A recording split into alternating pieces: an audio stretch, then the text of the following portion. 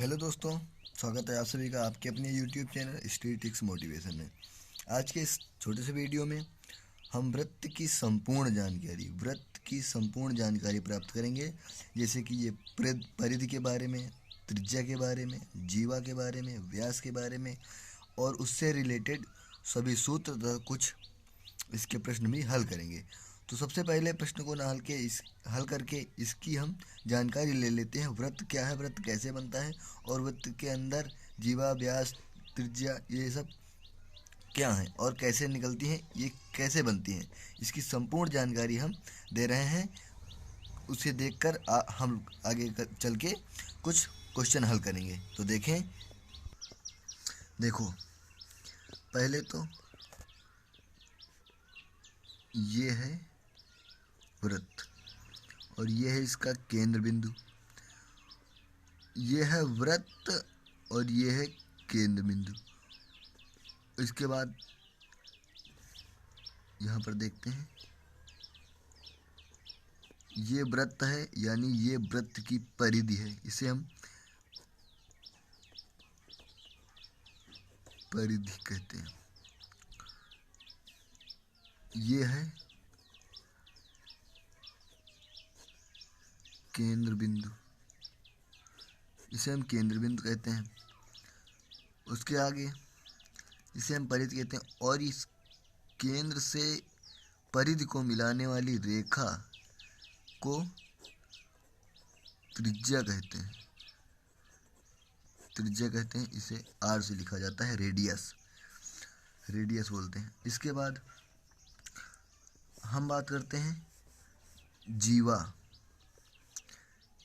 परिधि के किन्हीं दो बिंदुओं को मिलाने वाली रेखा जीवा कहलाती है। परिधि के किन्हीं दो बिंदुओं को मिलाने वाली रेखा जीवा कहलाती है। तो ये हमारी जीवा हो गई। इसके बाद जीवा अगर केंद्र बिंदु से गुजर जाए, जीवा अगर केंद्र बिंदु से गुजर जाए तो उसे कहते हैं, इसे हम कह देते हैं व्यास। जीवा अगर केंद्र बिंदु से गुजर जाए तो उसे व्यास कहते हैं। यानी कि सबसे बड़ी जीवा को व्यास कहते हैं। इसका ये भी परिभाषा हो जाएगी। और वह परिधि जो केंद्र बिंदु से केंद्र बिंदु से परिधि के दो बिंदुओं को मिलाने वाली रेखा जीवा कहलाती है। तो क्या हो गया, ये हमारा ये पहले वृत्त हो गया, ये परिधि हो गई। यही परिधि है, वृत्त के बाहर वाला सर्किल वाला एरिया जो ये परिधि कहलाता है। और ये केंद्र बिंदु कहलाता है। और ये जो केंद्र से परिधि को मिलाने वाली एक रेखा होती है, इसे त्रिज्या कहते हैं, रेडियस आर। ये होता है जीवा, जो परिधि के किन्हीं दो बिंदुओं को छूती है, इसे जीवा कहते हैं। सबसे बड़ी जीवा को व्यास कहते हैं, जो केंद्र बिंदु से गुजरता है, ये है। अब इसके बाद एक टॉपिक इसी में थोड़ा सा, हाँ, अगर ये ऐसा कुछ बना हो और ये इसका केंद्र बिंदु हो तो इसे क्या कहते हैं, इसे अर्धवृत्त कहते हैं। अर्धवृत्त। अगर इसे हम ऐसे हो कुछ गलत हो गया, गड़बड़ बन गया, गोला थोड़ा अच्छा होना चाहिए, ये बन गया। इस हम वृत्त की बात करें तो ये जीवा इधर मिला दे रही है इसे, ये केंद्र बिंदु है और ये जीवा है। तो इसे क्या कहेंगे, लघुवृत्त खंड। लघुवृत्त खंड। और ये वाला दीर्घ वृत्त खंड। इसके बाद ये हो गया। अब क्या बचा, अब जैसे ये त्रिभुज है, त्रिभुज नहीं, ये वृत्त है, ये इसका केंद्र बिंदु है। तो इसके बाद ये हमारी त्रिज्या हो गई और ये हमारी त्रिज्या हो गई। तो जो ये वाला एरिया है, इसे क्या कहते हैं, पहले तो इस वाली जो टोटल परिधि है, इसके इस परिधि के इस छोटे से भाग को हम चाप कहते हैं, चाप कहते हैं। और इस एरिया जो होता है, इस एरिया को कहते हैं हम, पहले तो ये जो इसे चाप कहते हैं, और ये जो है ये इसे त्रिज्या कहते हैं। तो इस त्रिज्याओं के बीच से, त्रिज्याओं के बीच में जो है इस खंड को हम कहेंगे त्रिज्य खंड,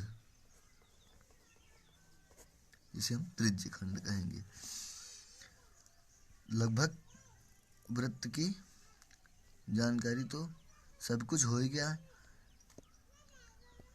लगभग हो गया। अब हम बात करते हैं सवालों पर चलकर। पहले इनके सूत्र देखेंगे, उसके बाद इनके सवाल को करेंगे। तो चलते हैं सूत्र की बात करते हैं। तो सबसे पहले सूत्र लिख लेते हैं। वृत्त का क्षेत्रफल, वृत्त का क्षेत्रफल होता है पाई आर स्क्वायर। इसके बाद वृत्त की परिधि का सूत्र लिख लेते हैं।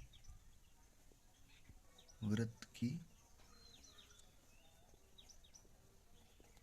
परिधि, वृत्त की परिधि होती है 2 पाई आर, वृत्त की परिधि 2 पाई आर होती है। अब इनसे रिलेटेड हम इस सवाल को हल करते हैं। सवाल क्या कह रहा है? वृत्त का क्षेत्रफल तथा परिधि की लंबाई ज्ञात करो। पहले तो हमें ये क्या दिया हुआ है, ये आर है, तो त्रिज्या आर से 7 सेंटीमीटर दी है। इसी को लेकर हम प्रश्नों को हल करेंगे। हल पहले हम निकाल लेते हैं वृत्त का क्षेत्रफल।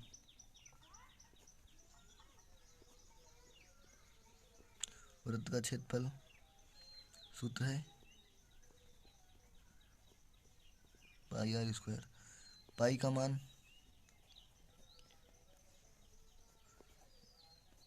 22/7, पाई आर स्क्वायर तो 22/7 गुणा में आर का मान 7 सेंटीमीटर,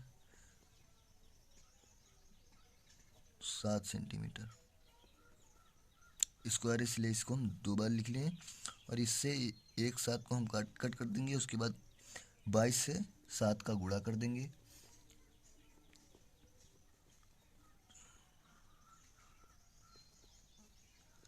कितना आ गया? 154 सेंटीमीटर स्क्वायर आ गया। इसका क्षेत्रफल 154 सेंटीमीटर स्क्वायर आ गया। अब हम परिधि की बात करते हैं।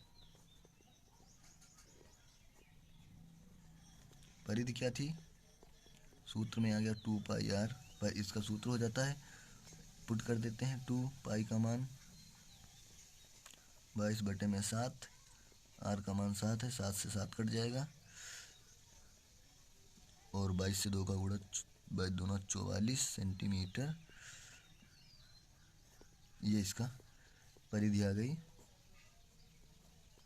44 सेंटीमीटर, और क्षेत्रफल 154 सेंटीमीटर। वीडियो लंबा ना करते हुए इसके सभी अगले क्वेश्चन अगले वीडियो में करेंगे। अच्छे से समझ लें और बने रहें हमारे इस चैनल में। प्लीज़ सपोर्ट करें और लाइक करें, कमेंट करें। धन्यवाद।